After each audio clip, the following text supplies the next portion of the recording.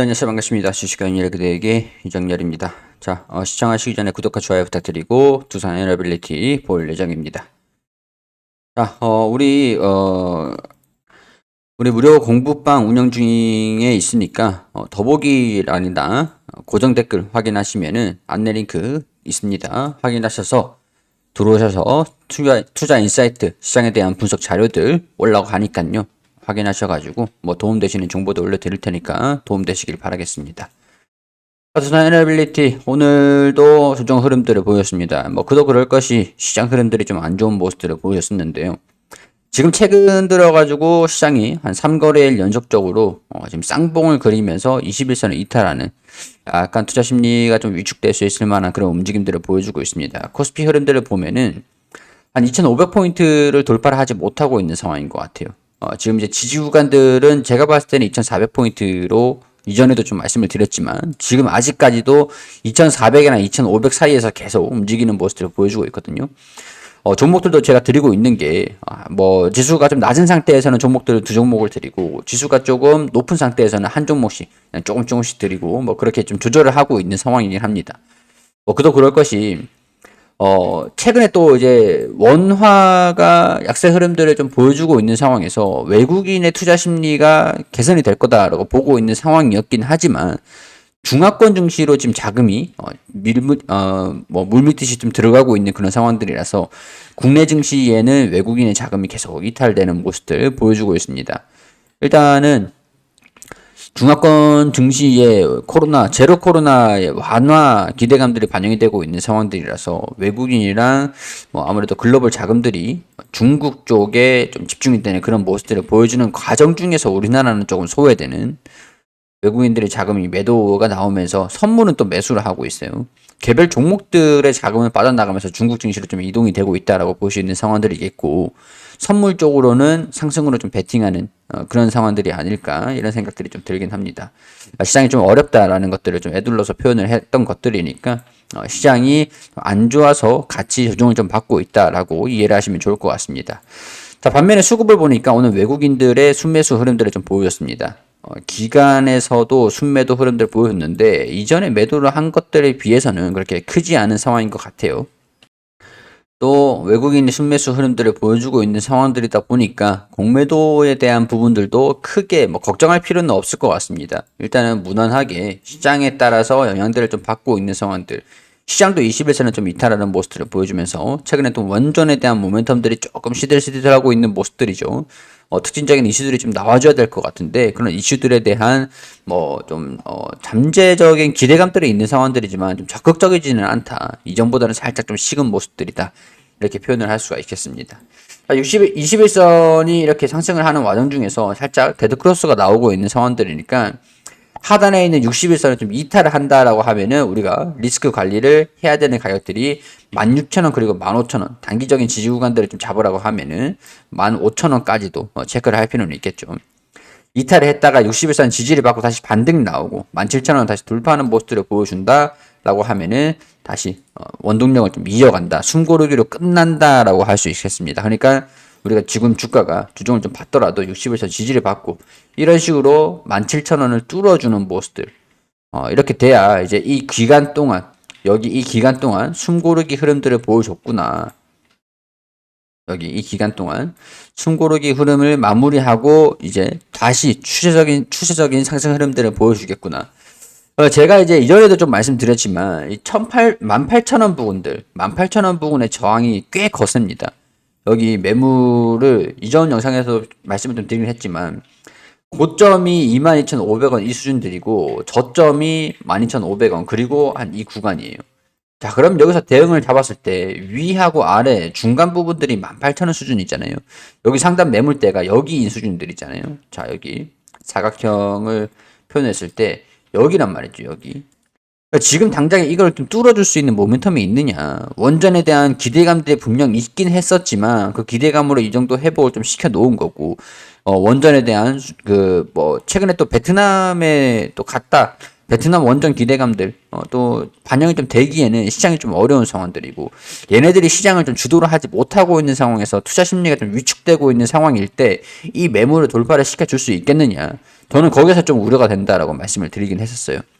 제가 만약에 22,000원이고 그리고 14,000원 이 구간에서 평균 단가를 좀 낮췄을 때 내가 여기서 10주를 매수를 하고 여기서 이 구간에서 10주를 매수를 하고 그리고 이 구간에서 10주를 추가 매수를 했을 때 평균 단가가 18,000원, 17,000원 부근들이 되잖아요. 그러면은 여기서 매수를 한 거 비중을 좀 덜어내기 위해서 차익 실현 매물들이 나와줄 수 있지 않겠는가 이런 부분들을 말씀을 좀 드리긴 했었습니다. 근데 그게 이전에는 뭐 현실화가 되기 이전에 우려 수준들이었다라고 한다면 지금은 이게 진행이 되고 있는 상황들에서 차익 실현 매물들이 조금 더 거세고 시장이 좀 약세 흐름들을 보여주니까 16,000원 그리고 15,000원 부분들 지지를 받는지 포인트로 체크를 해봐야 되는 구간들이다 라고 보고 포인트로 좀 보시면 될 것 같습니다. 조금 복잡하실 수도 있는 것 같은데 있으실 것 같은데 뭐 일단은 이 상단 18,000원 구간들을 좀 체크를 해줄 것이냐 그러니까 제가 딱 이 사각형을 딱 두 가지만 딱 그어준다라고 하면은 하단에 지지 구간들이 여기 위에 선 아래 선 여기 이 범위 그리고 상단에 여기 박스권의 움직임들 보여줄 가능성들이 높은데 여기를 좀 돌파를 하면은 추가적인 강세 흐름들 강하게 보여줄 수가 있고 여기서 이탈을 하면 우리가 리스크 관리 비중을 좀 축소를 시키던가 리스크 관리를 하실 필요가 있다라는 거. 자, 이 범위가 17,000원, 18,000원이고 그리고 15,000원, 16,000원 부근입니다. 보시면 될 것 같아요. 자, 모멘텀이 없느냐? 그건 아닙니다. 세계 첫 중수로 원전 해제해 중수로 해체 시장 선점할 것이다. 여기서 또 이제 들어가 있는 게 두산 에너빌리티입니다. 국내 해체 사업 추진이랑 해외 사업 진출 전략에 대해서 발표를 했다. 일부에서는 한수원, 한국전력기술, 그리고 두산에너빌리티, 국내 해체 사업 추진, 그리고 해외 산업 진출 전략에 대해서 발표를 했고, 2, 3부는 국내 프랑스, 캐나다 전문가들이 원전 해체 기술 개발 제도, 성공적인 해외 사업 참여, 이런 사례들을 정리를 했고, 자, 이런 종합 계획 수립, 원전 해체에 대한 부분들, 원전을 또 설립을 한다라고 하면 기존의 원전, 노후화된 원전을 해체하는 산업들도 뜨게 되죠. 뭐 최근에 또 제가 관련 종목들도 무료방에서 좀 안내를 드리긴 했었는데 일단은 그 중심에서도 두산 에너빌리티가 있다라는 거. 자, 그리고 최근에 사우디에 대한 이슈가 좀 있으면서 기대감들이 좀 반영되긴 했었는데 물 공급이 발목 잡나라는 얘기들이 있잖아요. 그러니까 네옴시티라는 것들은 좀 사막 한가운데에 도시가 좀 있다 보니까 좀 이제 그 담수화 기술들이 좀 부각받는 그런 상황들이기도 했었죠. 뭐 하수도 시설들을 해수 담수화를 해가지고 이제 공급을 한다 그런 얘기들이 좀 있었기 때문에 거기에 중심에도 두산 에너빌리티가 있는 상황입니다. 대형 하천이 없는 사우디 특성상 도시 전체에 원활한 물 공급이 가능할 것인지를 놓고 꾸준하게 의문이 제기되고 있는 상황들이다. 더군다나 사우디 정부는 네옴시티가 화석 연료 없이 태양광 풍력 등 신재생 에너지만 100% 사용할 것이라고 홍보를 하고 있다. 특히 상수도 공급을 해수 담수화를 통해 해결할 계획이다. 자, 해수 담수화 플랜트는 대개 화석 연료가 사용되고 많은 양의 이산화탄소를 배출하고 있다. 어떻게 탄소 제로 해수 담수화 기술을 어떻게 확보를 할 것인지 이게 관건일 것 같다. 이렇게 얘기들이 좀 있습니다. 자, 이런 상황들에서 두산 에너빌리티의 네옴시티 프로젝트 관련해서 기대감들을 키우고 있는 상황들이다. 두산 등 국내 기업들은 친환경 해수담수화 플랜트 분야에서 경쟁력을 갖추고 있기 때문에 100% 재생에너지로 가동되는 해수담수화 설비도 충분히 가능할 것으로 보인다. 자, 여기서 보면은 두산 에너빌리티는 오늘 3분기 사우디로부터 2조 3,800억 원 규모의 수주에 성공했기 때문에 주조, 공장, 건설 계약, 8월 슈아비아의 3단계 해수담수화 플랜트, 9월 자푸라 열병합 발전소 수주 계약들도 체결을 했기 때문에 이 슈아비아의 3단계 해수담수화 플랜트 건설 공사 이것도 8,400억 규모로 체결을 했던 이력들이 있습니다. 더군다나 사우디 네옴시티 같은 경우에서는 해수담수화에 필요한 100% 재생에너지로만 충당한다라고 하는 것들이 두산 에너빌리티가 거론되고 있는 이유다라고 할 수가 있겠죠. 근데 지금 당장 이런 이슈들이 주가에는 반영이 되지 않고 있는 상황들이다 보니까 언젠가는 반영이 되기까지 조금 이제 시간적인 여유를 두시는 것도 중요할 것 같습니다. 자, 브랜드 쇼어링 수혜주로 부각이 되고 있다. 실적 고성장 지속 전망이다. 이건 두산 얘기예요. 두산 얘기. 자, 두산그룹은 원자력 그리고 LNG 가스터빈 이건 두산 에너빌리티가 되겠죠. 국가 전략적으로 육성될 사업 분야에 속해 고성장을 이어갈 것이다. 두산 로보틱스 로봇, 두산 에너빌리티의 LNG 가스터빈 이게 가스터빈이 지금 LNG 그리고 수소 친환경으로 지금 할 수 있는 수소 가스 혼소 터빈을 개발을 하고 있고 100% 수소 터빈을 개발을 하려고 실증 단계를 좀 거치고 있는 상황들이죠. 두산과 두산 퓨어셀의 수소 등은 국가 육성 산업 분야에 속하기 때문에 수요가 확대되는 것뿐만 아니라 가장 강력한 경쟁자인 러시아에 대한 경제 제재로 한국 원전 기업의 기회가 커지고 있다.